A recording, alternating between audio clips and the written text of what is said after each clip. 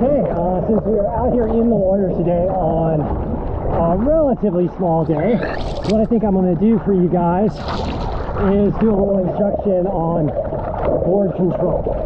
And what I want to talk about is a little bit of a difference of opinion among surfers about leashes. But what I will say is that regardless of whether or not you're wearing a leash, you should act like you're not. You should not rely on the leash for controlling your surfboard. You can use it as a tool in situations where you fail to control your surfboard without the leash, but you think of the leash as kind of like a safety feature in the event that you can't control your board without the leash, rather than relying on the leash as a crutch. And so when you're surfing on a wave, you should try and maintain control of your board at all times, which means that you don't kick your board when you are finished with a wave. You try and capture your board either with your hands or with your feet when you dismount from the wave to keep control of the surfboard. And so what I'm going to do is we're going to try and catch a wave for you guys, but that was not a good one, and demonstrate board capture. And I'm going to do my best to keep control of the board with my hands.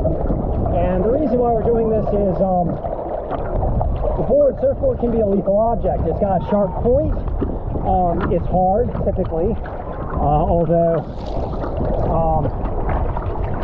you can ride a foamy board, which is not hard, but it still carries a lot of mass. Like this board here is about 39 liters, so there's a lot of mass to that board, and this board particularly is hard. So if it hits somebody, it can really hurt somebody. And if it hits somebody with a point, that can be lethal. If it hits somebody with the fins, that can be lethal. And when you're riding down the face of a wave, or the board gets caught up in a wave, that's a lot of force, right? So you want to be treating the board like a lethal object, and you don't want it to go flying into anybody, so that's why you want to exercise the best board control that you can at all times. Because as you can see behind me, I'll see if I can angle so you can see. I've got a couple surfers here.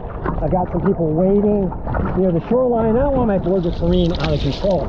Now, the wave conditions here are small, and so we've got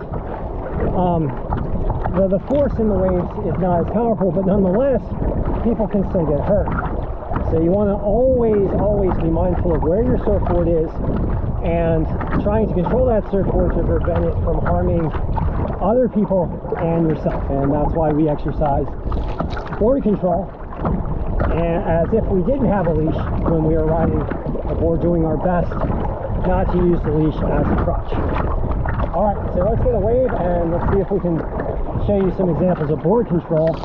We're waiting on conditions right now for a wave, so we might be waiting for a little while. I guess as we wait, I guess I can talk a little bit about some maneuvers for board control. One is, the most common one is as you finish your wave, crouching down and grabbing the board by the rail, and that's what we're going to do. If you can't do that, stepping off the nose of your board will push the board behind you rather than in front of you.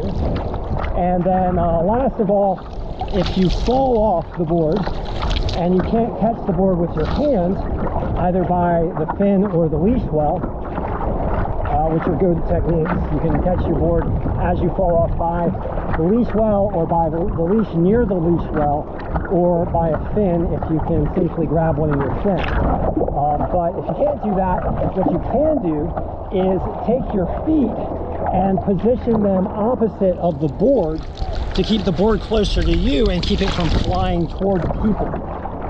If my leg extends all the way out, and my leash is 7 feet long, see if you can catch this one. My leash is 7 feet long. No, that's not a good one.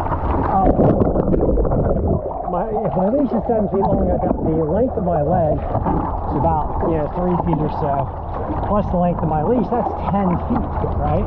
But if the board can shoot out 10 feet, maybe more, and hit somebody, right? Plus the length of the board is 6 feet, so that's a total of 16 feet. That's a long distance, right? That's a 16-foot radius potential, hurt or lethality.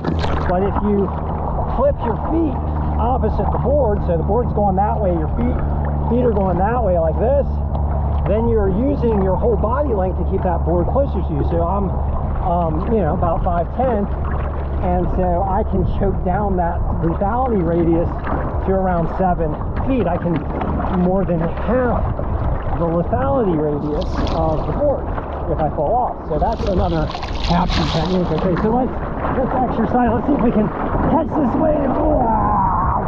Nope. All right, see if we can catch a wave and exercise board capture technique. This is going to be a long video. Hopefully I can upload it. All right, hello waves. So yeah, various board capture techniques.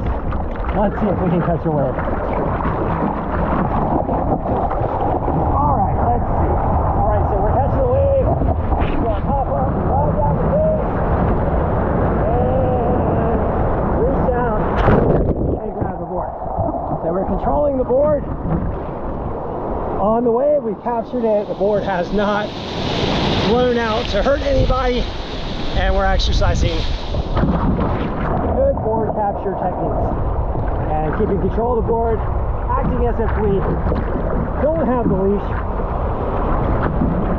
and only relying on the leash when we have to.